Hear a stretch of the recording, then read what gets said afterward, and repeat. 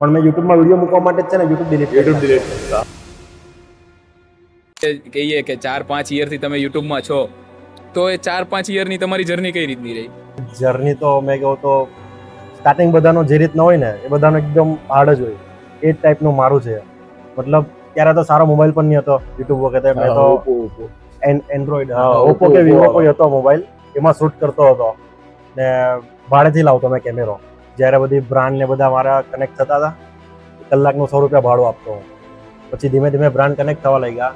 પછી મને લાગ્યું કે ના, હવે ભાડું આપવા કરતા છે ને એક નવો મોબાઈલ લઈ લેવો સારો. પછી મેં પપ્પાના ત્યાં ઓફિસમાં જ જતો હતો, ઘરની ઓફિસ છે અમારી. તો પછી પપ્પા પાસેથી છે ને મેં મહિને 5-5 હજાર સેલેરી દીધી. 5,000 સ્ટાર્ટિંગ મારી સેલેરી 5,000. ભલે ઘરની ઓફિસ હોય પણ કે તું કર, કઈ રીતના પૈસા મળે તું જો. એ રીતના મેં 1 વર્ષ આખું ભેગું કર્યું ને 55,000નો પહેલા iPhone 11 લીધો. એમાંથી પછી મેં આખી ચાલુ કરી મારી પ્રોસેસ. ને એમાં પણ iPhone તો લીધો, પણ મેં યુટ્યુબમાં વિડીયો મૂકવા માટે જ છે ને યુટ્યુબ ડિલીટ કરતા